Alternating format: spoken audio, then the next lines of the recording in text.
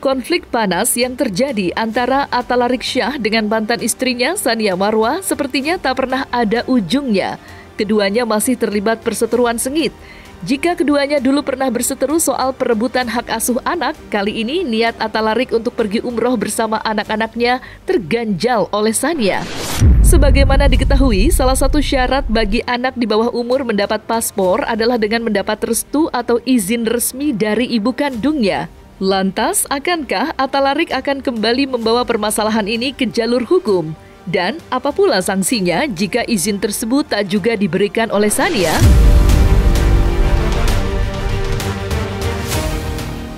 Karena kalau buat saya itu kesempatan adalah segala-galanya. Dia mau nangis, dia mau nangis. Gitu. Dia mau nangis. Dia mau nangis. Jadi anak-anak ya kalau komen-komen dari netizen kan anak-anak bisa berangkat kapan saja memang, tapi kesempatan itu kita nggak punya dua kali gitu loh. Saat ini memang saya turut bukan sedih, ini merasa bersalah juga sama grup travel yang ingin memberangkatkan kami ini. Mungkin ya kalau memang batas waktunya, karena grup ini harus jalan, jadi bisa grup yang ini jadwal harus jalan, bisa nih atau terpaksa diundur, tapi diundur sampai kapan kan nggak jelas. Jadi statusnya ini mau diperjelas, tapi kalau memang paspor itu bisa dipegang, makanya pihak travelnya itu nggak bisa naik promonya saya untuk keberangkatan untuk bertiga ya, untuk berangkat bertiga gitu, nggak bisa naik promo karena itu keterbatasannya. Ya mungkin ya minimum mungkin saya jadi berangkat sendiri atau apa, itu nanti kembali lagi dari pihak travel penyelenggara. Menurut saya, sekali lagi saya sering mengatakan bahwa setiap warga negara Indonesia itu berhak mendapatkan paspor Republik Indonesia kan. Nah, sekali lagi juga saya menyampaikan bahwa anak di bawah umur kan pasti harus mendapatkan izin dari kedua belah pihak terhadap orang tua kan. Nah ini kasihan kalau seandainya anaknya ingin menunaikan ibadah umroh, terus ada hambatan dari orang tua. Ini sangat kita sayangkan selaku baik itu ibu, baik itu bapak, ya kan begitu. Di mana naluri seorang ibu, di mana naluri seorang bapak, anak berkeinginan ke tanah suci, terus terhambat ya oleh paspor kan. Apalagi insya Allah kan si anak ini di bulan November itu ingin menunaikan ibadah umroh sama bapaknya, kedua anak ini. Nah ini menjadi suatu saya selalu bermohon kepada ibunya untuk segeralah membuka hatinya, ya kan, membuka hatinya untuk bisa mentandatangani izin ke kedua izin dari ibunya. Itu aja yang kami ingin. Kalau buat saya kan makanya nggak apa-apa gitu loh. Tapi kalau dia mungkin dia punya pemikiran lain kenapa dia tidak memberikan itu, saya nggak tahu. Itu yang penasaran buat kami itu, kenapa sampai punya pemikiran anak-anak nggak boleh punya paspor apa. Nah tanda tanyanya makanya apa gara-gara anak-anak di saya gitu loh, keikhlasannya nyangkut karena anak-anak di saya atau bagaimana ya. Itu ya jalan hidupnya anak-anak saya, nasibnya anak-anak saya. Saya rasa nggak perlu, dan itu nggak ada gunanya kalau dari saya langsung, karena tidak ada yang lebih dekat dengan hati ibunya selain anak-anaknya. Jadi dia memberikan izin atau tidak izin karena kedekatan dia sama anak-anaknya. Menurut pandangan saya itu membuktikan dia nggak mau dekat sama anak-anaknya, itu saja.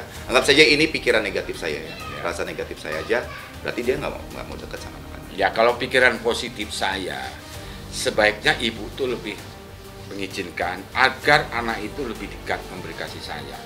Ya jadi alhamdulillah kemarin bapaknya sudah memberikan izin untuk aku bisa ketemu anak di sekolah gitu. Jadi mulai sekarang udah mulai bisa ketemu di sekolah, yang aku sangat syukuri ya. Aku berdoa sekali semoga ini menjadi satu titik awal yang baik, bisa menjadi titik damai juga, karena walaupun belum bisa lama di sekolah karena cuma bisa pas jam istirahat, tapi itu menjadi waktu yang sangat berarti buat aku, dan semoga juga itu bisa berarti untuk kedua anakku. Semoga juga di waktu yang terbatas itu tetap anakku bisa merasakan kasih sayang seorang ibu, Dan aku berterima kasih sekali untuk bapaknya anak-anak. Kemarin juga sudah memberikan statement di media yang bilang kalau beliau sudah memberikan izin untuk ibunya ketemu dengan anak-anaknya di sekolah. Jadi sekarang aku mau menyampaikan rasa syukur aku dan rasa terima kasih juga kepada bapaknya anak-anak. Dari aku 100% aku cuma mau kedamaian, cuma mau yang terbaik dan kebahagiaan untuk kedua anakku. Dan aku berdoa semoga di 2023 ada titik terang lah ya, semuanya baik-baik dan semuanya damai-damai.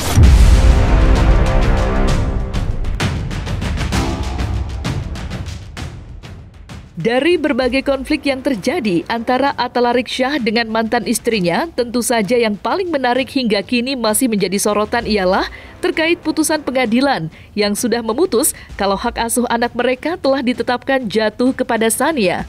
Namun, sampai dengan saat ini, Atalarik tak kunjung juga memberikan hak itu kepada Sania, bahkan sampai diduga membatasi pertemuan Sania dengan anak-anaknya. Lantas, seperti apa sebenarnya perjanjian di antara keduanya terkait pembagian waktu bersama sang anak? Ya, bisa jadi, tapi kan hak asuh ini kan sudah jelas, ya kan, sudah jelas. Bukan Mas Atalarik ini tidak membolehkan ibunya juga untuk ketemu anak, kan begitu. Ini perlu saya luruskan, boleh ketemu, silakan, ya kan. Jadi yang perlu dijaga adalah jangan sampai psikis anak ini terganggu, itu aja kan.